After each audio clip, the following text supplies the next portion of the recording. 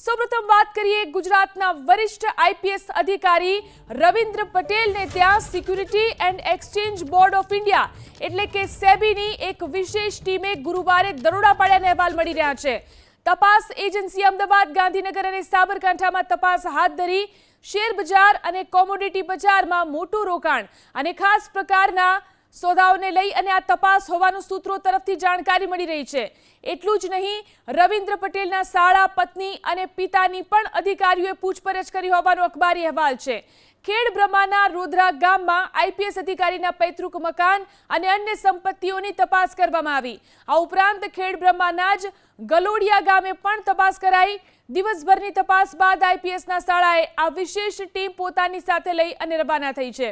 જો કે આઈપીએસના કારનામાની ગૃહ વિભાગને અગાઉથી જ જાણ હોવાનો ખુલાસો થયો છે, એટલે કે કારનામાની જાણ થતાં આઈપીએસને સાઇટ પોસ્ટ કર્યા હતા। હવે સેબીના રિપોર્ટ બાદ ગૃહ વિભાગ આઈપીએસ રવિન્દ્ર પટેલ સામે કાર્યવાહી કરશે। તો આઈપીએસ સામે મોટી કાર્યવાહી। સેબીના રિપોર્ટ બાદ ગૃહ વિભાગે આઈપીએસને સાઇડલાઇન કર્યા હતા।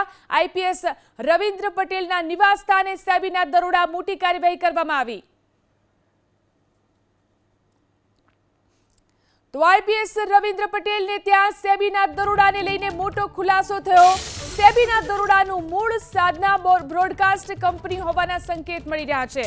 સાધના બ્રોડકાસ્ટ પ્રાઇવેટ લિમિટેડ કંપનીમાં રવિન્દ્ર પટેલનું મોટું રોકાણ હોવાનો સૂત્રોનો દાવો છે। એટલું જ નહીં, શેરમાં કૃત્રિમ ઉછાળા અંગે આઈપીએસને સેબીએ નોટિસ ફટકારી છે। જો કે ફેબ્રુઆરી 2024માં આઈપીએસ રવિન્દ્ર પટેલે સેબીમાં સેટલમેન્ટ અરજી પણ કરી હતી। ત્યારે સેટલમેન્ટના ભાગરૂપે રવિન્દ્ર પટેલે ₹2,62,62,00,000 પેનલ્ટીના રૂપે ભર્યા હોવાની પણ માહિતી મળી છે। જો કે 6 મહિના સુધી ખરીદ વેચાણ બંધ કરવાની રવિન્દ્ર પટેલે બાંયધરી આપી હતી અને અંતે ફેબ્રુઆરી 2025માં સેબી અને આઈપીએસ રવિન્દ્ર પટેલ વચ્ચે સેટલમેન્ટ થયું હોવાનો સૂત્રોનો દાવો છે। જો કે સેટલમેન્ટ થયાના અંદાજે 1 મહિના બાદ આઈપીએસ રવિન્દ્ર પટેલ સેબીના રડાર પર આવ્યા અને સેબીના અધિકારીઓએ વિવિધ સ્થળોએ તપાસ કરી અને સર્ચ હાથ ધર્યું।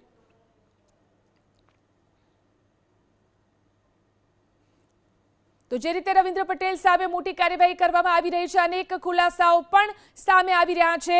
રવિન્દ્ર પટેલને ત્યાં સેબીના દરોડાને લઈ અને મોટો ખુલાસો પણ સામે આવ્યો છે। સેબીના દરોડાનું મૂળ સાધના બ્રોડકાસ્ટ કંપની હોવાનો ખુલાસો થયો છે। સાધના બ્રોડકાસ્ટ પ્રાઇવેટ લિમિટેડ કંપનીમાં રવિન્દ્ર પટેલનું મોટું રોકાણ હતું। આ જાણકારી સૂત્રો તરફથી પ્રાપ્ત થઈ રહી છે। શેરમાં કૃત્રિમ ઉછાળા અંગે આઈપીએસને સેબીએ નોટિસ પણ ફટકારી હતી। ફેબ્રુઆરી 2024માં આઈપીએસ રવિન્દ્ર પટેલે સેબીમાં સેટલમેન્ટ અરજી કર્યાનો પણ ખુલાસો થયો છે। તો સેટલમેન્ટના ભાગરૂપે રવિન્દ્ર પટેલે ₹2.62 કરોડ પેનલ્ટીના રૂપે ભર્યા હતા।